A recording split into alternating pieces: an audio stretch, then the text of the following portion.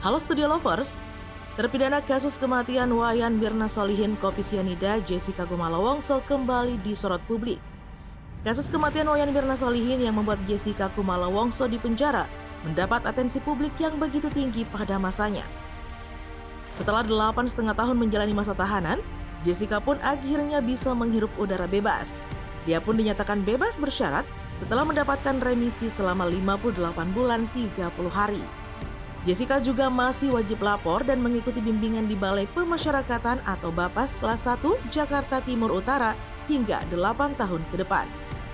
Siapa yang tidak tahu dengan kasus es kopi Vietnam pada tahun 2016 silam dan bagaimana soal divonis bebas sekarang? Nah, sebelum kita lanjut videonya, jangan lupa ya untuk menekan tombol subscribe dan aktifkan juga lonceng notifikasinya agar kamu tidak ketinggalan info terbaru dari Studio Langit.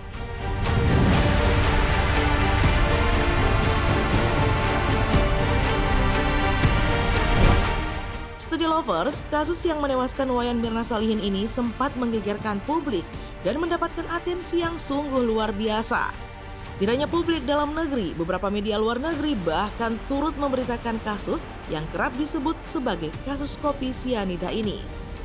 Nah, kematian Mirna kala itu menyeret Jessica Kumala Wongso ke meja hijau.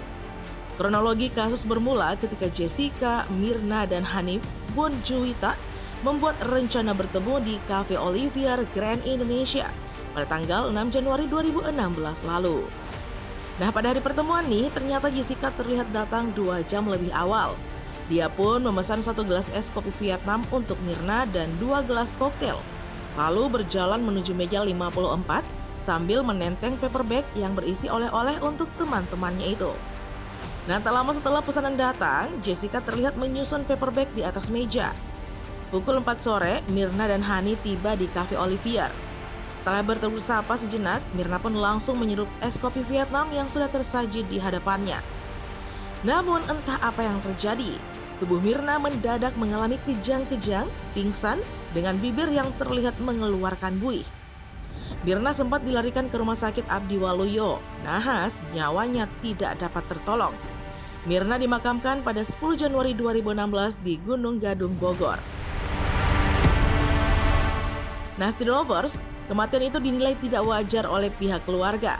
Sang ayah, Edi Darmawan Solihin, melaporkan kematian anaknya ke Polsek Metro Tanah Abang.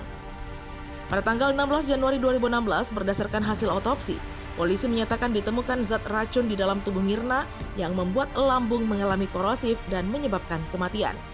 Nah, 1 hari pasca setelah pemakaman Mirna, pihak kepolisian melakukan prarekonstruksi di Cafe Olivier. Jessica dan Hani pun turut hadir. Keduanya diminta untuk memperagakan ulang hal-hal yang terjadi pada hari naas itu. Pegawai Cafe Olivier juga ikut dalam prarekonstruksi. Pasca prarekonstruksi, polisi pun melakukan pemeriksaan terhadap semua pihak yang berkaitan dengan kematian Mirna, termasuk Jessica. Hingga di tanggal 29 Januari 2016, Jessica ditetapkan sebagai tersangka. Dia ditangkap pihak kepolisian 1 hari setelahnya di sebuah hotel di Jakarta Utara. Pra-peradilan dan persidangan. Penetapan tersangka terhadap Jessica sempat mendapatkan perlawanan di Studio Lovers.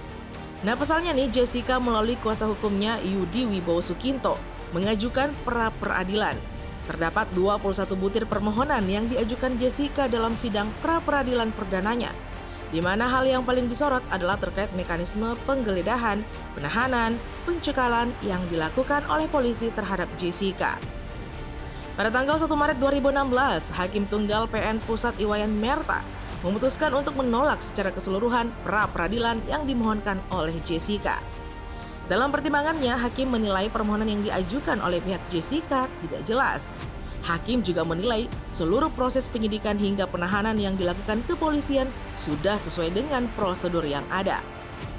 Nah, 3 bulan pasca putusan pra-peradilan, kasus Jessica Kumala Wongso pun disidangkan.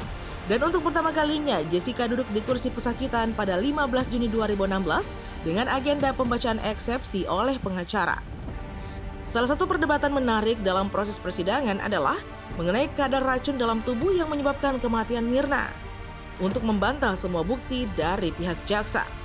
Tidak hanya itu, Studio Lovers, Persidangan juga menghadirkan saksi-saksi ahli psikologi untuk dimintai keterangan terkait perilaku Jessica yang menyusun paperback di atas meja 54 Cafe Olivier. Salah satunya adalah ahli psikologi Universitas Indonesia, Dewi Taviana Walida Harun.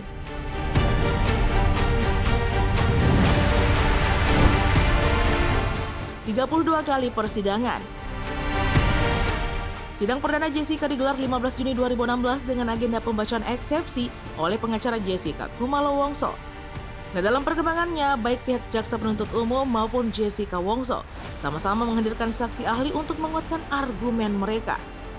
Pada 5 Oktober 2016, pihak JPU menuntut hukuman 20 tahun penjara kepada Jessica dengan alasan tewasnya Mirna memberikan kesedihan yang begitu mendalam. Di tanggal 27 Oktober 2016, setelah 32 kali persidangan digelar atas perkara kematian Wayan Mirna Salihin, Majelis Hakim pun menyatakan Jessica terbukti bersalah melakukan pembunuhan berencana dalam perkara tewasnya Wayan Mirna Salihin dan menjatuhkan vonis hukuman 20 tahun penjara seperti yang diajukan oleh JPU.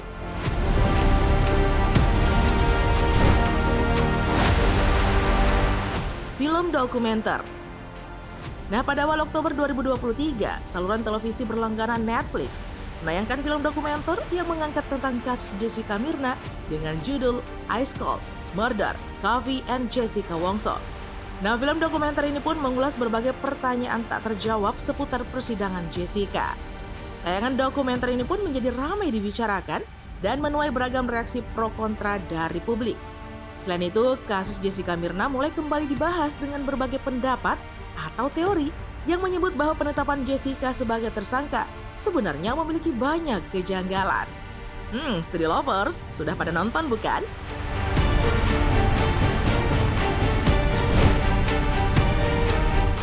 Bebas bersyarat.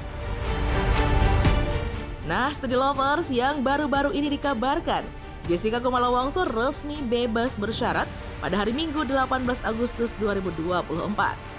Ia diketahui total mendapatkan remisi sebanyak 58 bulan 30 hari dari vonis 20 tahun penjara.